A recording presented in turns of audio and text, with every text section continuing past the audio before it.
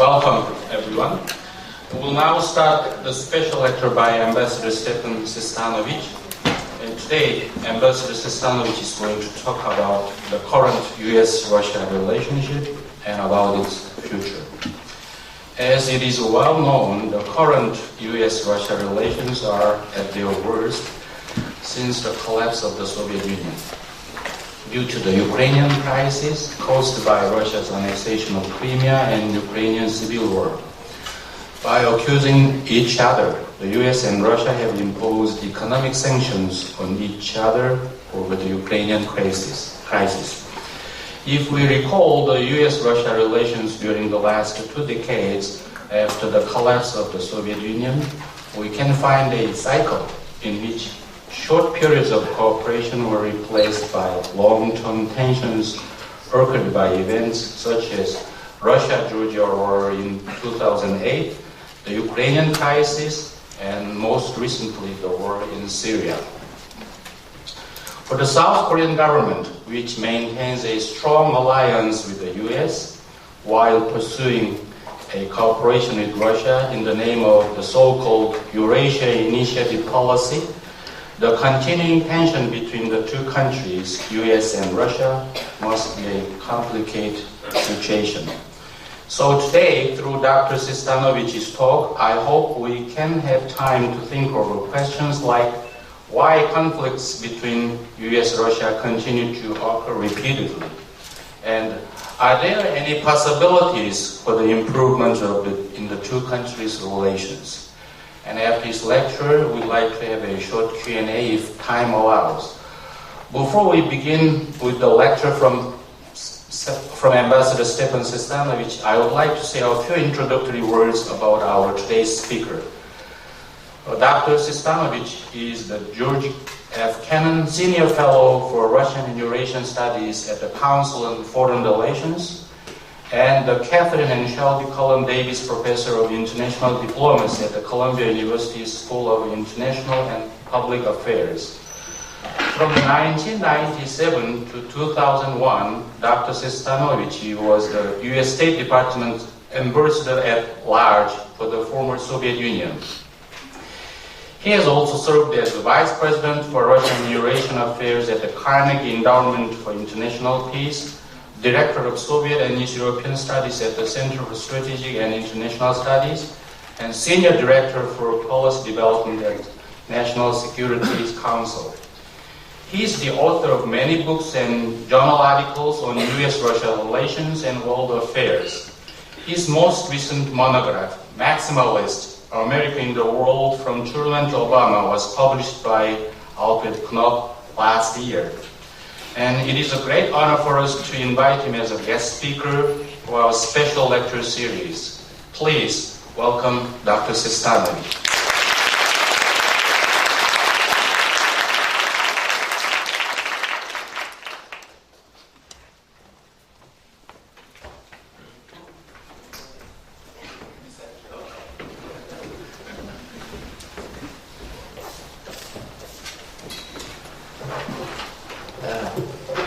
Thank you very much, Professor Kim. I am really honored to be here today, and I want to thank all of you for coming out and listening to my long, boring lecture. It's always a great opportunity to hear about a subject like Russian-American relations from the perspective of a third country, and to see the greater complexity that the subject has when you're looking at it from a different point of view. I'm very grateful to your university and to the Korea Foundation, which brought me here for this trip. I should say that I'm indebted to your ambassador in Washington, Ambassador An, who's a very respected diplomat in Washington, and whom I had not met until he called me up last year and said he'd read my book and he wanted to have lunch and talk about it. And then a couple months later, he called me up and he said he wanted to have lunch again and talk about it.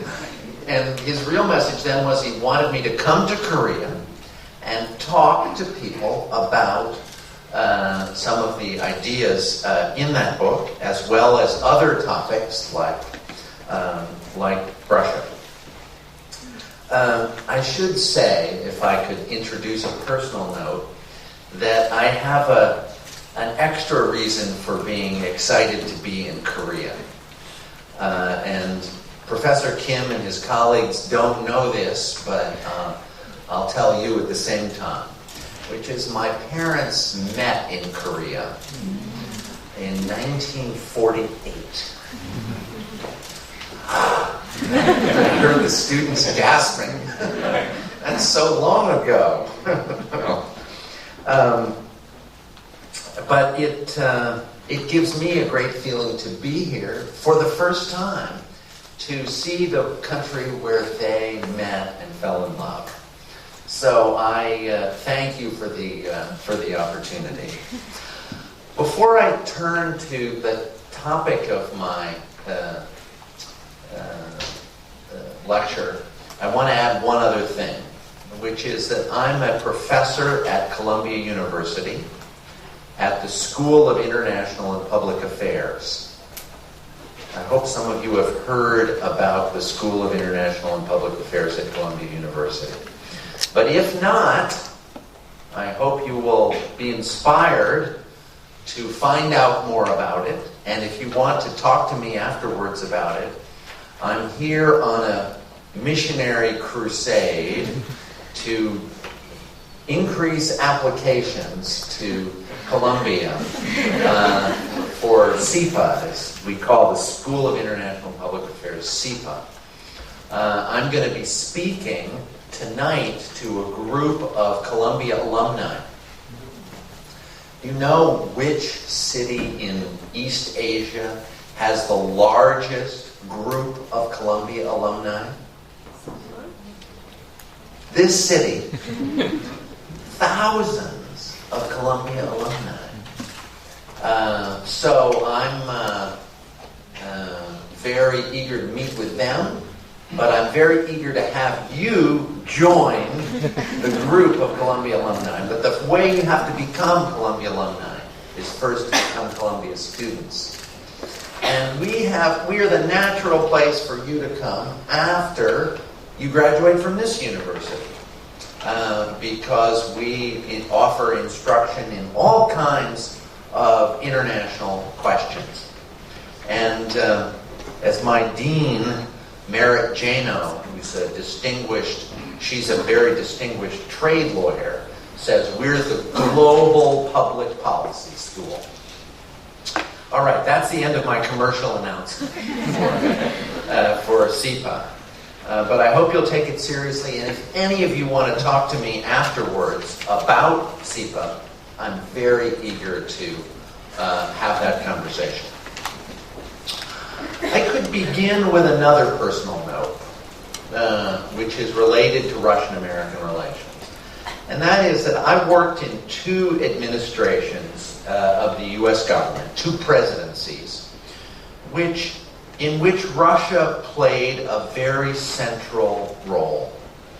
It had a very important place in the thinking of each president.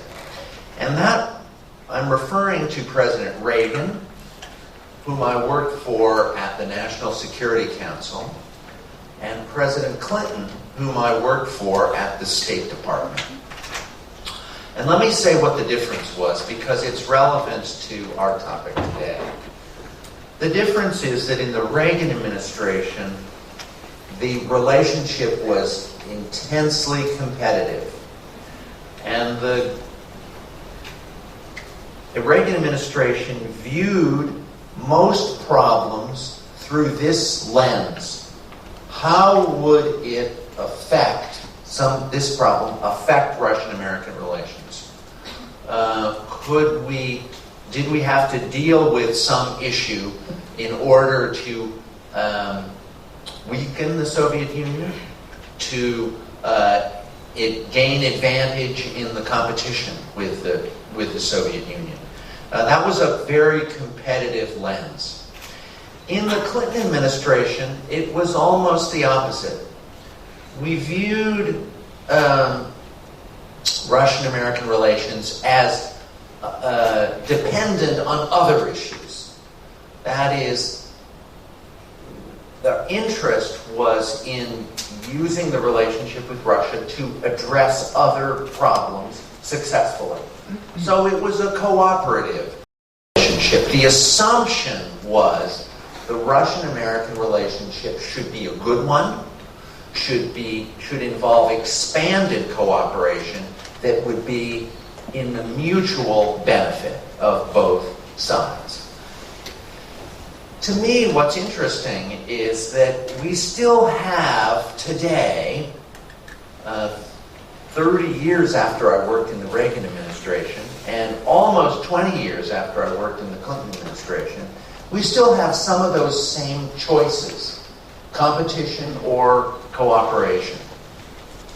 Today, as Professor Kim said, the Russian-American relationship is the worst since the Cold War. And in fact, many people say there is a new Cold War, that it isn't since the Cold War, but that we're back to the Cold War. And we can talk about what that might mean, and in the last part of my remarks, I'll say a little bit about whether this is a new Cold War, and in what ways it might not be. But I think the context is important to understand. How did it become this way?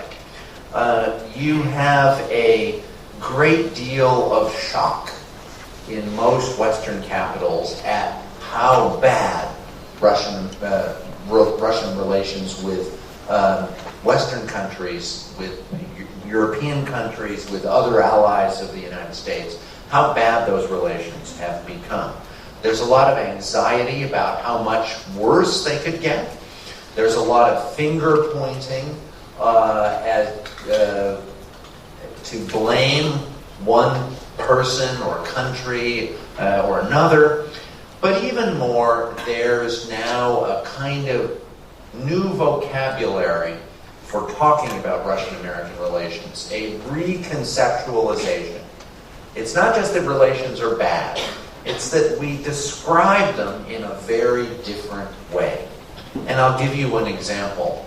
Our chairman of the Joint Chiefs, that's our senior military officer, not so long ago described Russia as an existential threat to the United States.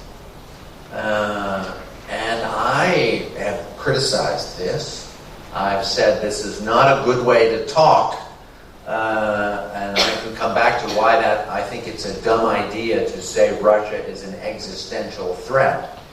But I think it's important to notice that very senior people are using that vocabulary. A couple of weeks ago, I testified before the Armed Services Committee of the United States Senate with both Democrat and Republican senators present. And I began my remarks by saying I thought it was not good to describe Russia as an existential threat. Does the term existential threat mean, you understand what that means? It means a threat to our existence. Pretty serious thing to say. Most of the senators disagreed with me. And we can come back to this question. But people now talk about Russia as a rule breaker. Russia has broken the rules of the post-Cold War order. We've come a long way just in a few years since people talked about the reset. when there was the idea in the early Obama administration that you had restored a cooperative relationship. Now, obviously, the reason for this is above all Ukraine, but it's not only Ukraine. Ukraine is the focus of this new shock. It's the source of the worst deterioration, but it's not the only one. And it's important to understand how severe the deterioration has been. And there's a lot of debate about it. In Foreign Affairs, a journal that's published by the Council on Foreign Relations, how many of you know the journal Foreign Affairs? No, well, I need to do an extra commercial announcement. Since I'm a senior fellow at the Council on Foreign Relations, and we publish Foreign Affairs, we say that Foreign Affairs is the most influential journal on international relations in the world. And this group is showing me that maybe that's not completely true. But I want you should talk to Professor Kim afterwards about how to get a subscription to Foreign Affairs, because there are very interesting articles in it, including one by me last year. But I'm going to describe another article that I disagreed with, that I replied to it. This article said, who is responsible for the crisis in Ukraine, which has caused this relationship to decline? This Professor John Mearsheimer of the University of Chicago said, it's the United States that's responsible. It's Western policy that produced this crisis. And he said that the United States had been too hard on Russia for 25 years.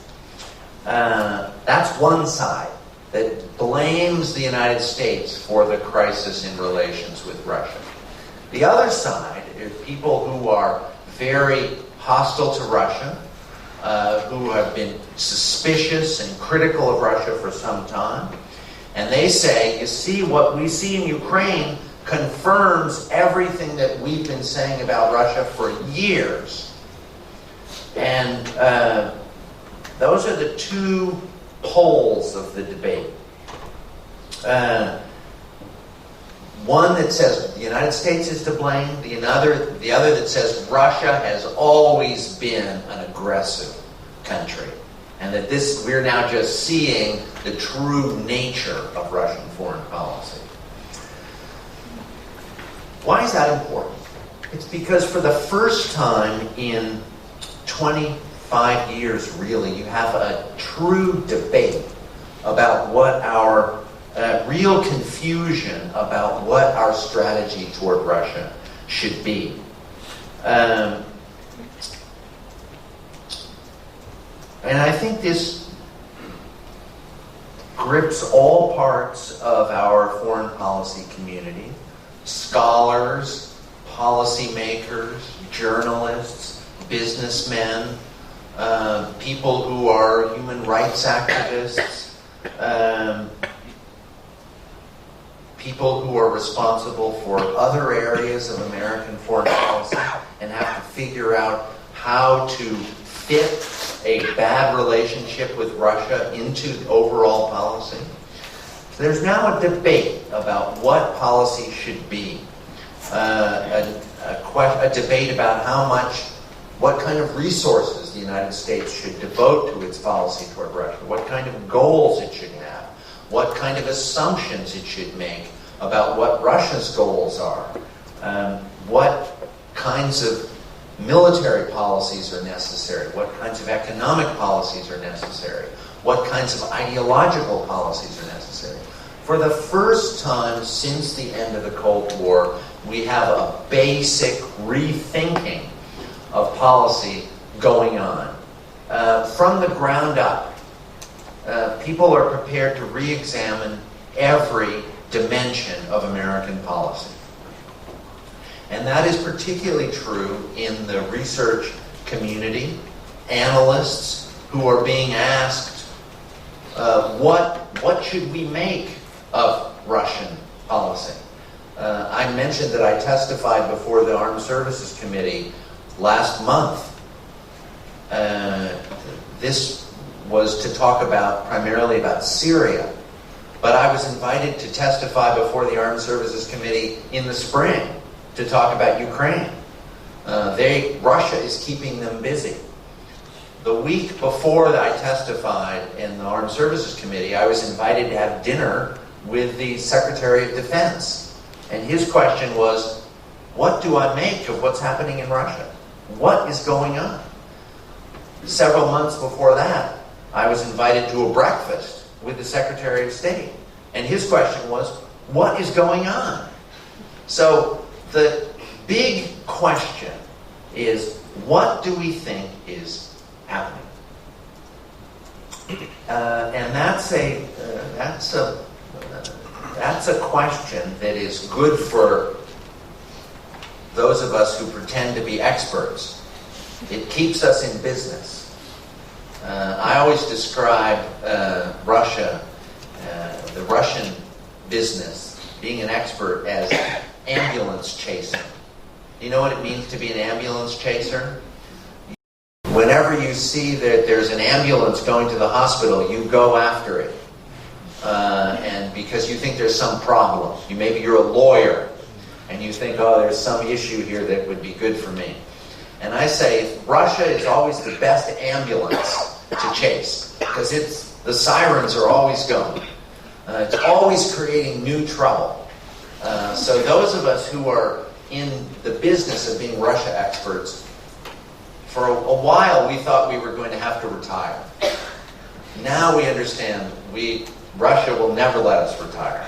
We can just stay in business for forever, because these questions are new and they're more intense and they are a challenge to experts. So what I want to do today, this is a long introduction, is to do three things mainly. First, how did we get here? What are the main contours of our relations with Russia over the past 25 years, and how did they evolve, and on the basis of what assumptions? Secondly, what did the past couple of years teach us? Thirdly, what can we expect? And one of the things that add into that discussion is the question I talked about a little bit earlier. What is is there a new Cold War? If there's not going to be a new Cold War, what should there be instead? So let me start with how we got here, and then turn to where we are and where we might be in the future. I said there are sort of two ways of thinking about how we got here. One is to say it's the fault of the United States. Western policy treated Russia too badly.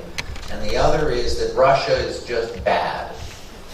I'm simplifying a little bit, okay? But not too much. And that the second view says, in the post-Cold War period, the United States just wanted to have a peaceful relationship with everybody based on shared values. Russia could become a member of that community, and they chose not to be. Now, I think neither of these two descriptions of the past 25 years is quite right. The people who say we have been threatening Russia's interests for 25 years by enlarging NATO, by talking about bringing Ukraine into NATO, by trying to promote democracy in Russia, challenging the internal interfering in the internal affairs of Russia. I think that's not really right. And I'll tell you the main reason it's not right is that if you look at what's happened in Europe in the past 25 years, what is the main way to describe it? It's demilitarization. In the past 25 years, no new threat to Russia has been created on its borders. In fact, Europe has become what political scientists call a zone of peace. Every European country spends less on military affairs. The United States, which used to have hundreds of thousands of troops in Europe during the Cold War, now has 25,000 troops. The United States used to have 800 bases in Europe. Now it has 12, I think. So there's been a broad demilitarization of Europe. And if Russia had wanted to understand the strategic evolution of this period, the main thing that they would have seen is a reduced threat from the West. The Americans and the Allies essentially abandoning military efforts in Europe. At the same time, the United States has actually become more active in Europe. It has not thought Europe is not of interest. The view of the United States was Europe could still be quite unstable, and the United States would have to be active in order to keep instability in Europe from being a threat to our allies and to us. And so that's meant a very activist American policy in the Balkans 20 years ago, in the 90s, in building up a new alliance with new members, reflecting the conviction that American policymakers had that you had to stabilize Europe after the post-Cold War, that it wouldn't stabilize itself.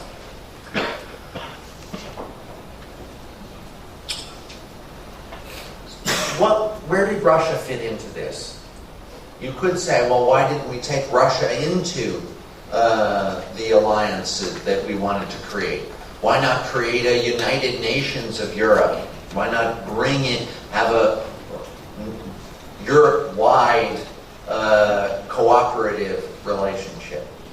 It's a complicated issue, and I think it's an interesting debate. It's mostly for historians.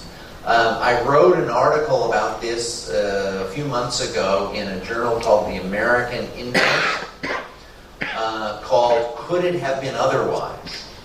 And those of you who are interested in this subject, I recommend this article to you. And Professor Kim will get a subscription to The American Interest for you to read, but it's also online. And anybody who wants to send me an email, I'll send you the link to this article. In fact, I don't have a blackboard here, but you can send me an email at Sestanovich@AOL.com. Here's another commercial announcement. And it's Sestanovich@AOL.com, and ask me for the link to this article, and I will send it to you. But just in 2 words, the approach of the United States in the post-Cold War world was to expand institutions in a way that they knew the Russians were not really going to like, and to try to have the best possible relationship with Russia at the same time. A cooperative relationship of the sort that I described in the Clinton administration. So this is a complicated policy, doing things that the United States knew Russia was not going to like, that would be seen by Russians as annoying, challenging, irritating, anti-Russian, and trying to have a deep cooperative relationship. The United States often pursues policies that seem kind of contradictory and that are in any case very ambitious and not easy to make work. In the United States, it's characteristic of the United States to try to do something big that may fail. That's why the title of my book, here we come to another commercial announcement, is Maximalist, meaning very ambitious, trying to solve a lot of problems. But all American presidents of the post-Cold War period have been committed to this effort, to do things that seemed to be in the interest of us and our friends, that the Russians might not like, and to have the best possible relationship with Russia. And what's interesting is that most Russian leaders have supported this idea at different times. Gorbachev himself, then Yeltsin, then President Putin, then President Medvedev, now President Putin again. Professor Kim described alternating periods of cooperation and then conflict. I would say that that's right, but that the broad effort to try to create a cooperative relationship was the main theme throughout most of this period. There were stretches of tension during the Russians didn't like what the United States did in Bosnia or in Kosovo. But then that would pass and a good relationship would be restored. The Russians didn't like what the United States did in Iraq. A lot of people did. But that would pass and it would be restored. The United States didn't like what Russia did in Georgia. But that would pass and a good relationship was restored. Even a better relationship than we'd seen in many years. There was no permanent rupture. There was always a readiness to repair the damage. The reset that President Obama pursued in the past, after 2009, was another example of that effort. And the readiness of Russian leaders to pursue it, the reset, was a sign that this effort that I've described was basically working. A relationship in which the United States had lots of policies that Russia didn't like, but was still trying to keep the relationship positive. That was embraced by Russian leaders until Ukraine. I mean, as I said, there were always problems, but the main direction of policy was one in which both sides were interested in always coming back, despite disagreements, to a kind of underlying cooperation. And Ukraine did change that. It seemed like something that had not been seen since the Cold War.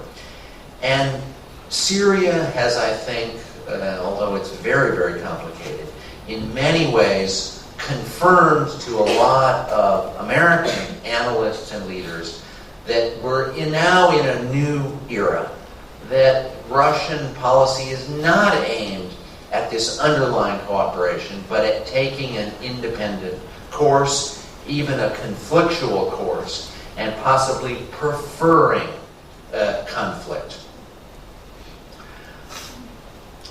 So that's where we've been over the past 25 years. Now we have a period of intense recrimination and hostility, and a controversy about how to view Russia that's more intense than we've seen in this entire period.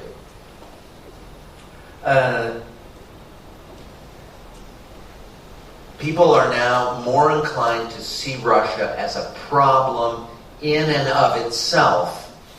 Remember, that's sort of the way the Reagan administration saw Russia. We're back to this view of that Russia is a competitor and an adversary, and you evaluate other problems in relation to that that reality. And yet, at the same time, you see this lingering sources of interest in cooperation, so that President Obama talks in a very cautious way about what President Putin is doing in Syria. Our Secretary of State John Kerry has continuing meetings with the Russian Foreign Minister Sergei Lavrov in order to see whether there's now a new possibility for cooperation. That's a little more the Clinton model, which is look at the relationship and see whether there's a possibility to use Russian-American cooperation in order to solve other problems. And I think it's still a kind of an issue of tension. People are not sure whether the current crisis in Russian-American relations is something that is a turning point, or something that is a crisis that we have to ride out, get through in order finally to return to a more normal relationship. And you see both of these impulses in American policy. And let me just describe them briefly. Among those who think that this is a turning point and that we're not going back to the old order, there are the efforts made by NATO, for example, pushed by our Defense Department and our State Department to institutionalize a new strategy in NATO, to put more troops in Europe. Remember, I said for years, the direction of American policy in Europe was to have fewer troops. We took out our last battle tanks in Europe in 2013, just before Russia annexed Crimea. All the tanks were gone. Well, now what's happening to the tanks? They're coming back. There's an attempt to develop a new strategy. You see this in the effort to create a more credible defense for countries on Russia's periphery. So now there are going to be semi-permanent American troops in the Baltic states. When I say semi-permanent, they are called persistent rotations. Persistent means that when any American troops come out, there will always be some new ones in. And there's a discussion of putting more troops more troops from other NATO members into other parts of Eastern Europe, other NATO allies. So you have a real turning point in military strategy. You've got a continuing effort to impose sanctions on Russia. And there are many people who want those sanctions to be more or less permanent, who think that there's been a kind of sharp divide between Russia and the West, and that there should be a kind of break in close economic cooperation, that it would be better to have Russia cut off from sources of capital, for example, for economic development. There are people now coming up with strategies to limit technology transfer to Russia. This is exactly like what we had in the Cold War. There are people who are talking about how to develop information strategies, that is, propaganda and a kind of information warfare against Russia, to push back against the efforts of Russian propaganda. So again, a new and competitive relationship. There are people who are rethinking our energy relations with Russia to try to limit Europe's dependence on Russian energy. Here across the board, whether one looks at energy, at finance, at information, at technology transfer, at military technology and military deployments, you see the emergence of a new strategy. And yet, there are other areas where the policy remains more flexible, more open-ended and undefined. American policymakers can say, we are going to implement all of these policies in Europe, but in the Middle East, maybe there's some room for cooperation. So you see the United States continuing to talk about Russia as a partner in the Iran nuclear negotiations, or in Syria. You see this kind of unresolved debate. On the one hand, institutionalizing confrontation, and on the other hand, still looking for some kind of cooperation. What should one expect then, given this this development, these trends? I think on the part of the Obama administration, which is now only going to be in office for 1 more year, we have an election essentially 1 year from now, this week. And I think you'll see some new measures of the sort that I described, in reflecting the policies of the NATO alliance to try to build up its credibility and its commitment to defend all of its members. But you won't see a fundamental choice by the Obama administration. Very few administrations make fundamental choices in the 8th year. They decide, well, we'll leave that to our successor. But a new administration is going to have to grapple with this larger question. Is our policy toward Russia going to be basically defined by reinstitutionalizing these confrontational policies? Or is it going to resume an effort at something like the cooperation that you had in the past 25 years? Or is there some way of combining these? You have had a lot of what people sometimes call Russia bashing, and a very, very strongly negative image, not only of Russia, but in particular of its leaders.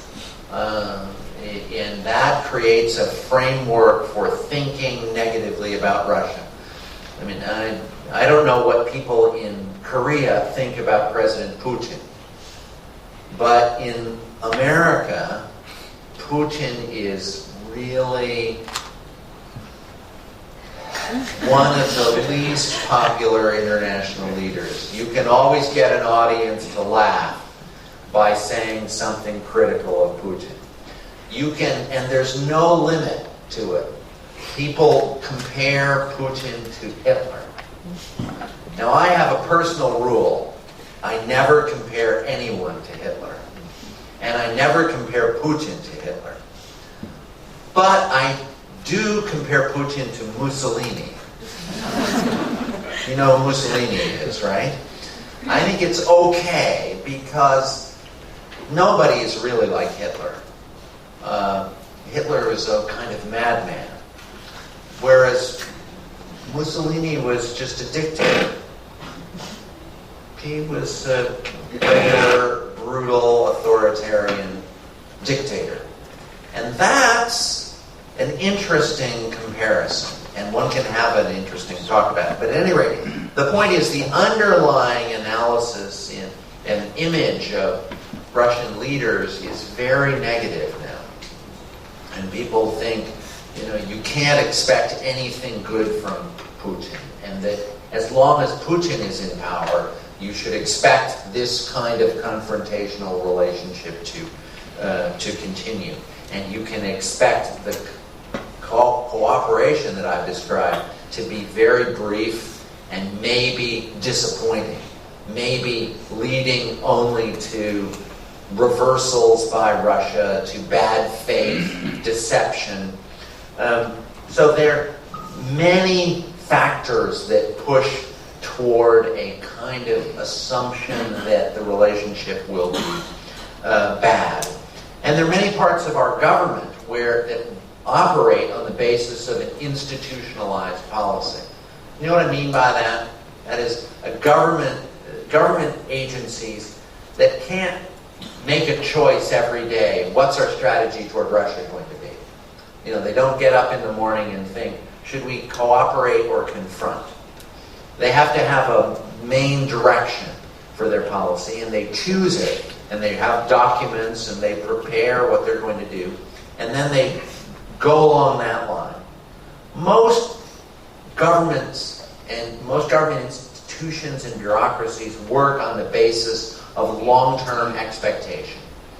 And for the Defense Department, the State Department, the Commerce Department, the Homeland Security Department, though they make assumptions about Russia, the Central Intelligence Agency, they make assumptions about Russia, and then the policy follows from that. And those, I would say, most of those institutions will continue to operate on the basis of a deepening adversarial relationship with Russia. They're not going to see many opportunities for cooperation because their assumptions are basically that Russia is a threat to small countries on its periphery who are allied with the United States, that Russia uses its energy as a weapon against other states, that Russia spends billions of dollars for propaganda in order to manipulate opinion in other states. You know, you know what I'm talking about, a negative, a set of assumptions that produce a policy over time that is adversarial. Now, at the same time, you will always have people in the American government who think maybe even within that broad line of adversarial policy, you can have opportunities for cooperation. I mean, I'll give you it as an example of that. Our Secretary of State, John Kerry. I said, most government institutions do not get up in the morning and think, shall we have a cooperative relationship or a confrontational relationship? They have the broad lines of policy that continue over many years. But John Kerry does get up every morning, I promise you, and ask himself, well, is today a day for cooperation with Russia or for confrontation with Russia? And his effort, because of the kind of person that he is and the kind of job that he has, is to explore areas of cooperation. He wants to see whether Sergei Lavrov is somebody who will help him in a conference on creating a ceasefire in Syria, a new government in Syria. And even though I would give him the advice of not to be too hopeful, John Kerry is a very hopeful man who wants to explore opportunities to extract some little bit of cooperation. Let me say one more thing about what one should expect, and that I haven't talked about very much, and that is a factor that is not related to American domestic politics or to the politics of our allies, but to Russian domestic politics. And I want to say a word about that because how one thinks about the future will depend a little bit on on the evolution of Russian politics. And then I'll just say a last thing about the Cold War, about whether it's a new Cold War, and then maybe we can have a discussion, and you can ask me about anything that I've talked about or anything else you'd like to, or about applying to SEPA. Just a word about Russian domestic politics, because I think Russian domestic politics has in many ways been an underlying source of a lot of this difficulty that I've been describing at a high level of diplomatic interaction. What are the key factors in the Russian domestic situation now. First, you have a greatly strengthened Putin power position that is likely to keep him in power for many years to come, and that will shape the power dynamics of any succession. Second, you have an intense nationalist hysteria. I don't think there's any other way of describing it, but a kind of popular atmosphere of being isolated in the world and of having other countries trying to take advantage of Russia. This atmosphere is especially anti-American, but it's also anti-European, and even more than anti, it has a kind of isolationist dimension to it. An expectation that Russia has to be more closed off, less engaged with the world. For those of us who have seen opportunities and positive developments in broadening relations with Russia, this is a very big disappointment. But it is the atmosphere of Russian politics. Third element is, even though Putin is more powerful politically, even though there is a kind of nationalist hysteria, there's also a residual and recurrent and unavoidable economic weakening of Russia that is taking place, and that the Russian elite does not have a good answer for, and that is trying to develop answers for. And one shouldn't assume what the answer will be, but one possible answer is we need a different kind of relationship with the outside world. I said I'd say a couple of words about whether we have a new Cold War. And what I've been describing so far is a policy that is pushing toward more confrontation, but with residual elements and interest on both sides in some kind of cooperation. Did I say cooperation? I meant confrontation, and with still exploration of some areas where there can be cooperation. I think it's important to understand that the Cold War was like that. Even in its worst periods, the Cold War involved a kind of mix of these elements. And so the fact that governments do not choose to have the relationship be only confrontational does not mean we're not in a new Cold War. The fact that John Kerry can get up every day and decide, I'm going to explore the possibility of cooperation with Sergei Lavrov, does not mean we're not in a new Cold War. Most of the Cold War involved that kind of effort to find a little bit of cooperation, even against the backdrop of competition and hostility. What are the I think one needs to... I don't think the Cold War is a good terminology. I don't like it. But I think one should not forget how many similarities there are between what we have now. Relations are becoming more ideological.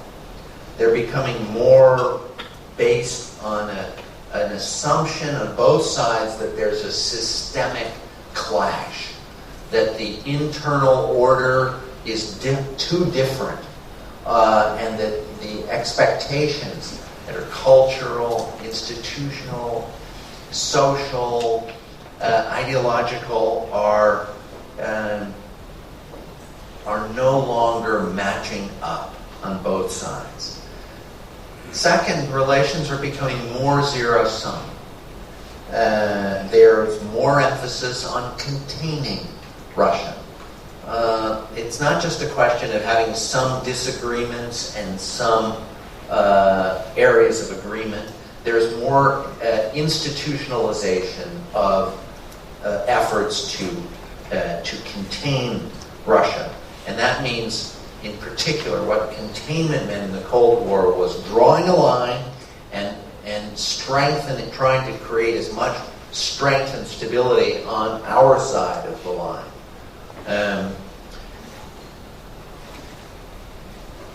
Third, there's a greater tightening of alliances and a greater commitment of resources to a competitive relationship. These are efforts that will not go away soon.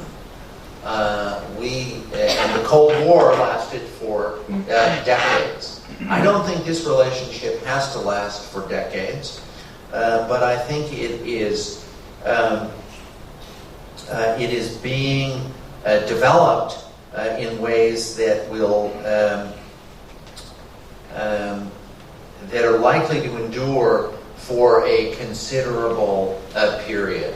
The idea that we had in the 90s and even in the reset in the first Obama administration, I think those ideas are not coming back. There will be opportunities for cooperation. There will be mini détentes, but there is a new rigidity that has been introduced into the relationship that I think we should probably expect to last. We should try to find ways to overcome that. We need, over the long term, to have a different kind of relationship with Russia. But I think I don't see that relationship coming in the near future. Why don't I stop with that and ask any of you who want to raise questions or challenge what I've said or say it's completely ridiculous and you've got a different point of view. I'd like to hear all of those. We can have a lively discussion in the time that's available to us. So thank you very much.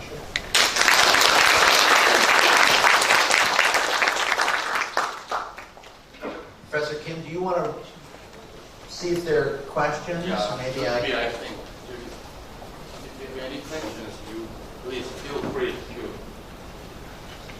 Or maybe some of your... Okay, I think we have a question over there. Good.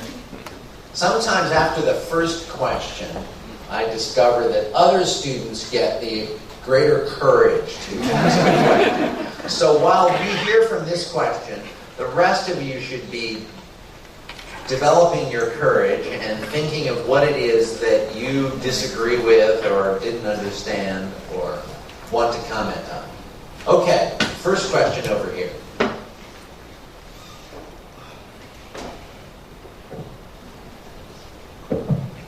Thank you for your lecture. My name is Hyun-Duk Kim at Graduate School of GSIAS. First of all, I'd like to ask you a question about, maybe it's kind of stupid question, but who drive the maximalist policy or maximalist view toward Russia? I mean, who really stand to benefit from the conflicts provoked by those policies? Thank you. Well, it's a good question, although it might still not be, well, and trying to answer it, I think, can help you figure out how the world really works today. Let me tell you what I think some Russians would say about who benefits. They would say, in the Pentagon, in the American military, there are people who are very eager for a renewed Cold War in Europe so that they can put forces back in to Europe, so that they can buy more tanks, more planes, build more bases. I always tell Russians that, I've told them for 25 years, in the Pentagon, you can't get a promotion by proposing how to have a conflict with Russia. In the Cold War, you could get a promotion by focusing on some strategy toward Russia and telling and convincing people that you had a good idea for something to do that would be negative for Russia. After the Cold War in the 1990s, for getting a promotion in the Pentagon, to go from colonel to general, for example, Russia was the last thing you would want to work on. That was a total career ender. You wanted to make your career by focusing on terrorism or on new areas where there's real instability. Looking at East Asia, for example. Thinking about what the future of the American military strategy should be versus China. Now that was an area that could get you a promotion. Or developing efforts at peacekeeping in Africa. Honestly, you could get a promotion with that. You could not get a promotion by being an expert on Russia and figuring out how to compete with Russia. But I will tell you, that's changing. Because now people have to figure out how can we support our allies in a way that prevents our alliances in Europe from collapsing. And for that, you do need to have an idea about how to compete with Russia. It can get you a promotion now to be able to analyze how to prevent the expression little green men? You know what that means, the little green men? That's a term that people use to describe the Russian military special operations forces who took over in Crimea. They had no uniforms. They were just called the little green men. So if you now worry about the little green men in the Baltic states, and you have an idea for how to help the Baltic states defend themselves, that can get you a promotion. But it's not something that was generated within the military. The military are actually rather unhappy with the idea that you're going to have a build-up in Europe. Why? Because they're doing too many things. When I go to the Pentagon and I say to people, what are you planning to do in Europe? They're saying, oh my God, we've got people telling us we've got to have more forces in the Middle East. We've got to have more forces in East Asia. We've got to, where do we get the money for this? So they don't like this idea. And one should not think that this is is generated by the military. But it's an unavoidable problem for people in the Pentagon now. They're being told by the Congress, they're being told even by the State Department, you have got to solve this problem because we cannot allow American alliances to disintegrate. And American alliances will disintegrate if they are thought to be unable to provide support for our allies that are on the Russian border in Europe.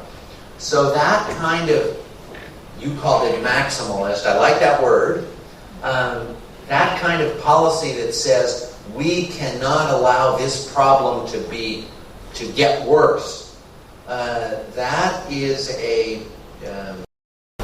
that comes from a concept of American foreign policy which says the American alliances are a fundamental asset for the United States. And Americans think the same thing about our alliances in Asia. They think you cannot sacrifice those ties that we've had over decades with Japan, with Korea, with Australia, with Thailand, with the Philippines, because letting those alliances disintegrate will mean that the world becomes less orderly, becomes more dangerous for the United States. So Americans have a kind of, they are prepared to be maximalist in a sense of feeling that American policy has to contribute to stability in most regions of the world. For 25 years, we thought Europe was becoming an exception to that.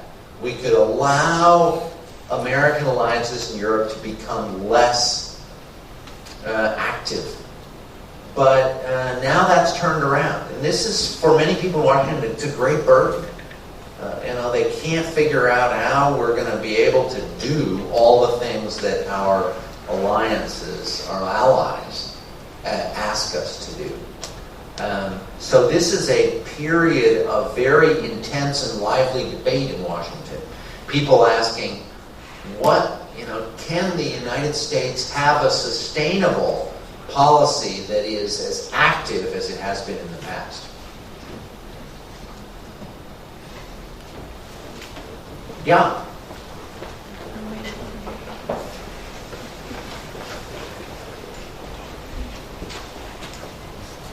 Hello, and thank you for the talk again. My name is Diane Rushvik, and I'm from Germany. I'm an exchange student currently studying in Canada, and my major is European Studies. And I actually have a question more towards potential solutions for the conflict. And these concern... I'm eager to hear about solutions. Yeah, there you go. I'm actually thinking about the sanctions that are still in place against Russia. And as you said that Russia is being excluded, although I, would disagree with you that this, came from an interior development. I actually agree more with what Mearsheimer said, and that it's been provoked also from the outside during what we've seen the last 25 years. Yeah. Well, I think you have to read my reply to Mearsheimer. The sanctions are first of all not working. Well, we still have that situation in Ukraine, and actually we could see that the insurgents in Ukraine, the Donbass, are not under full control by the Kremlin or whatsoever was mentioned, especially by American politicians, I think. And so wouldn't it be a good idea to lift those sanctions, which are, harming as well European companies, such as German companies, because they're so interdependent and linked with Russian companies, and try to involve Russia more in that way, and to avoid that Russia is splitting off completely, because actually we need Russia, as we've seen with the Syrian crisis and now with the meeting in Vienna, to solve international conflicts such as the Syrian crisis. Thank you.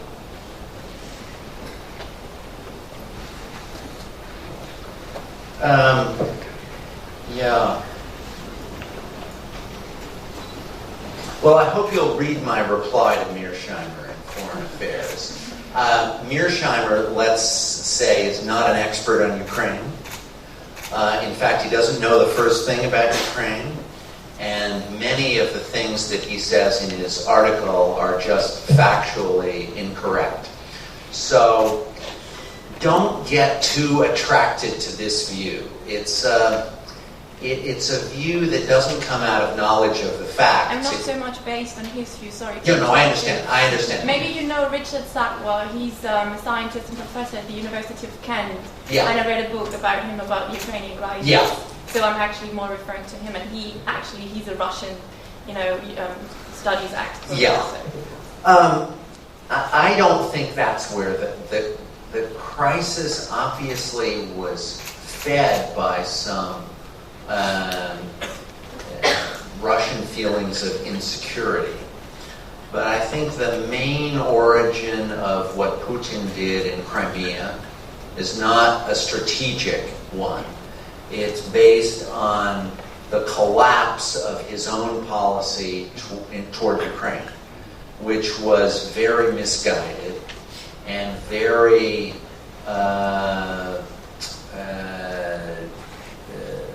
almost a complete failure. And what Putin did in Crimea, I think, was showing I can salvage some part of this and show that I did not fail totally.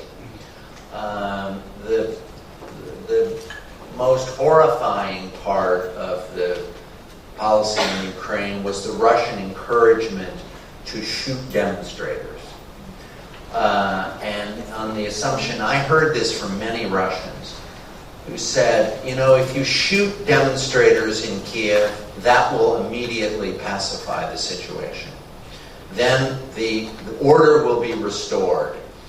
And I think the encouragement to this kind of repression was really awful and shocking. I mean, Medvedev, whom I think was considered a sort of generally positive force, publicly egged on the Ukrainian government to repress demonstrators. He said, you can't be a doormat government, meaning you can't allow demonstrators to just occupy your downtown indefinitely.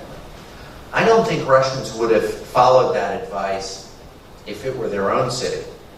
And if they had said, you know, we just should shoot people and then their order will be restored. I think Putin would understand that would create a massive response.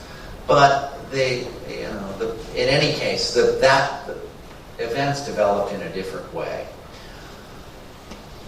And it's, really tragic. But the question you pose is about sanctions.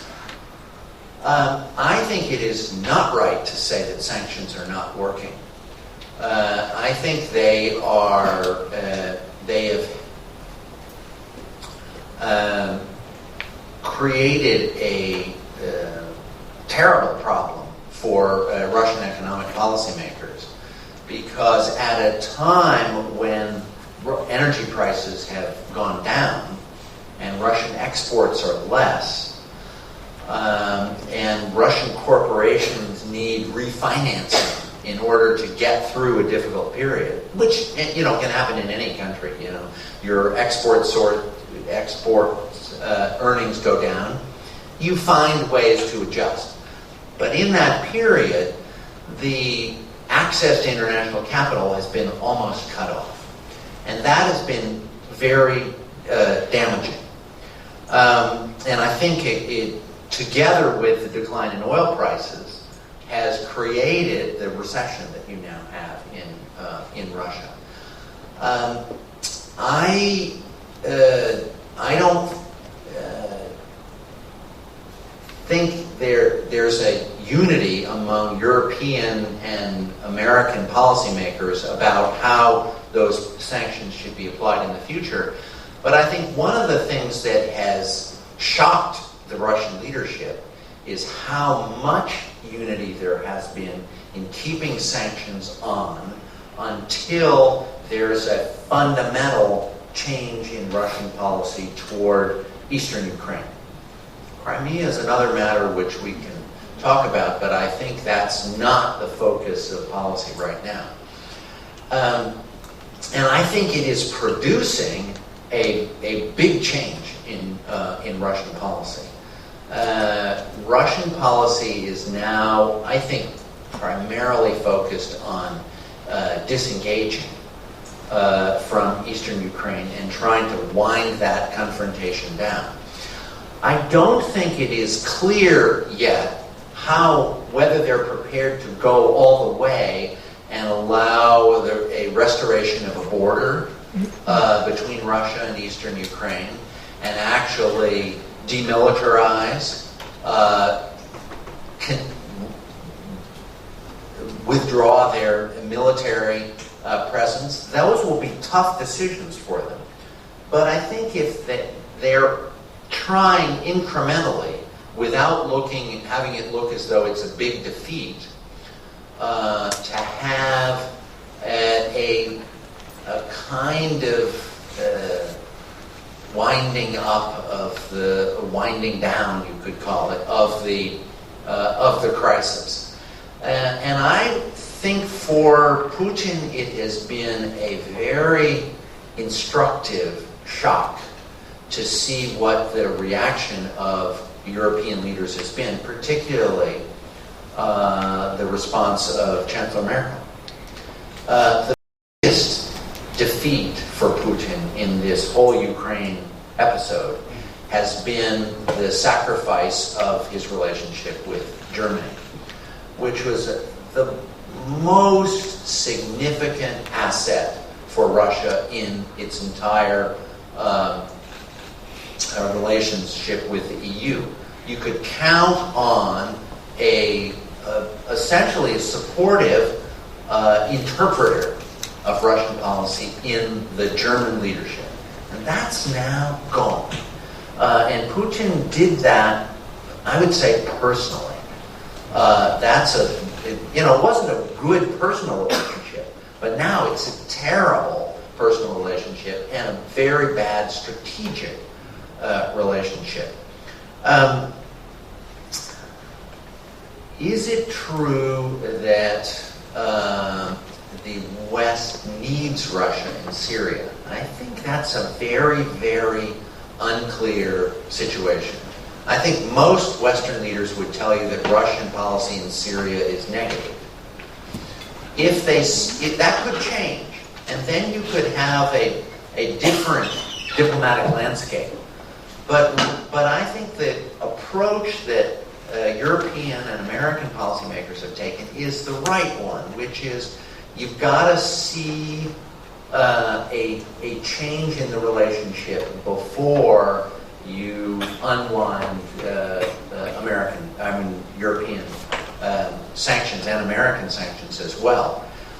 This is, for Putin, a very difficult problem because he's being forced to admit that the major policy line that he's followed in Ukraine in the past couple of years has been destructive of Russian interests.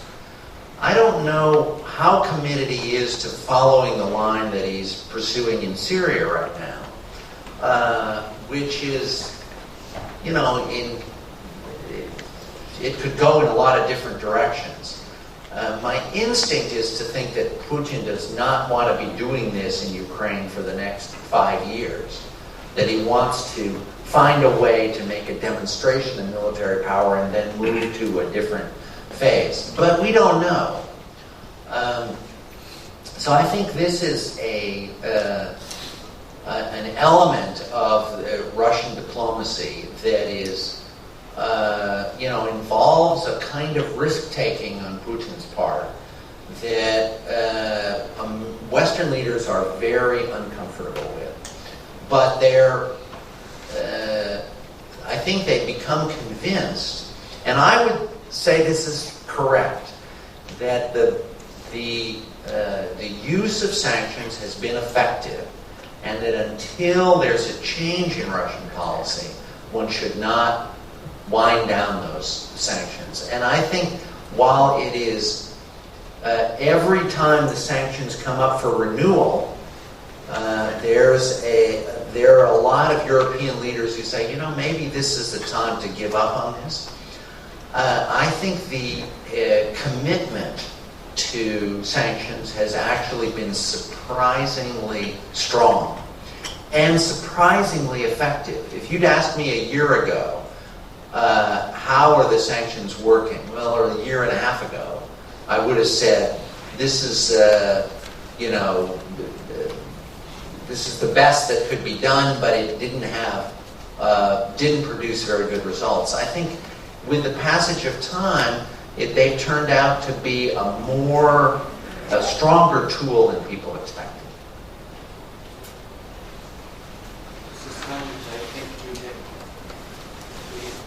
Let's take one more question, and I think Irina has a question. Just one more question. Sure, or we can even do two.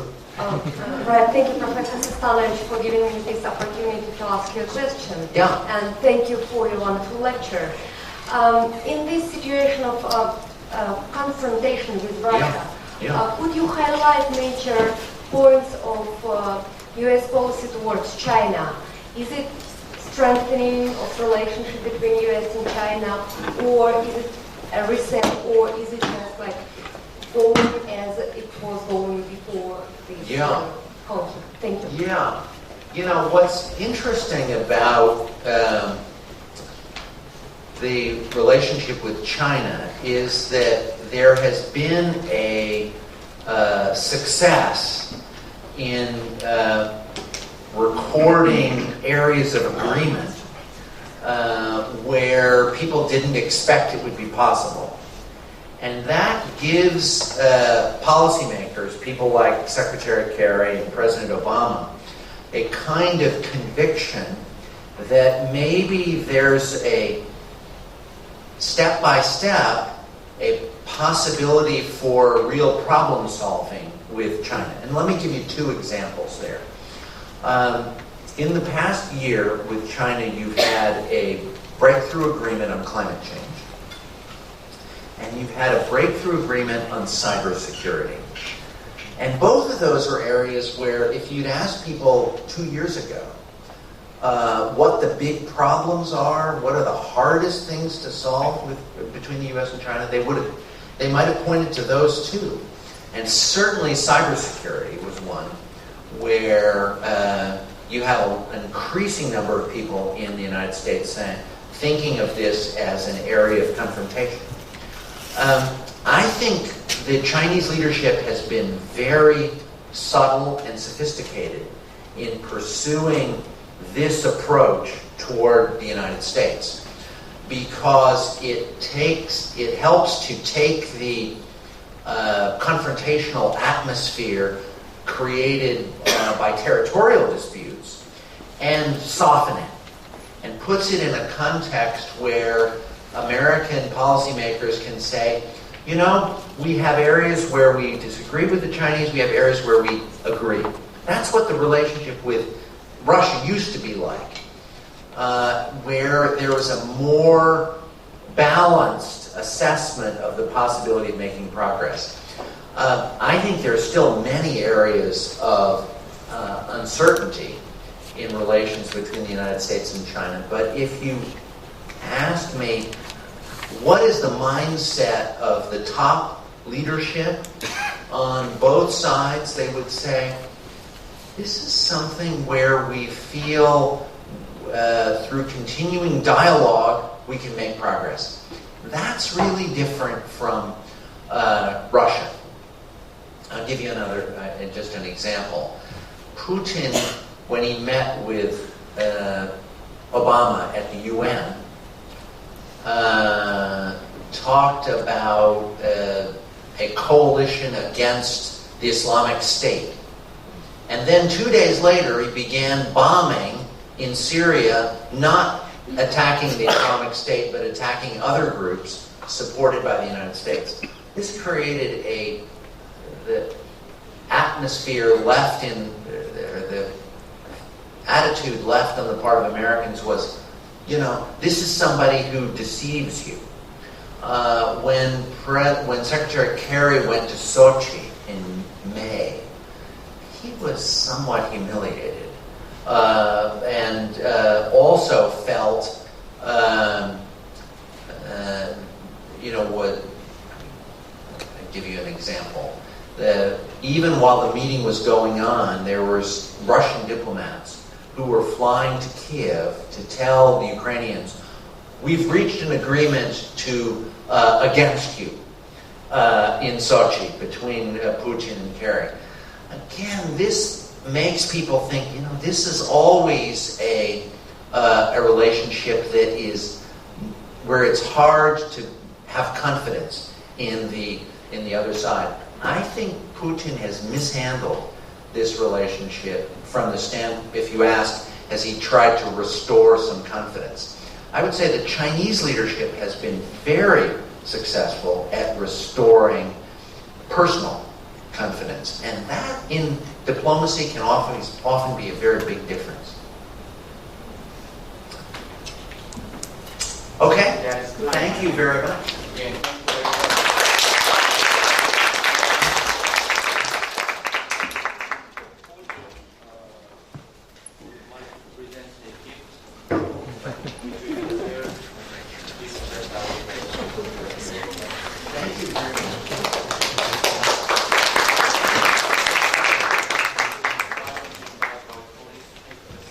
Sure, absolutely. 우리 저기 한장 마무리 저기 안동국 교수님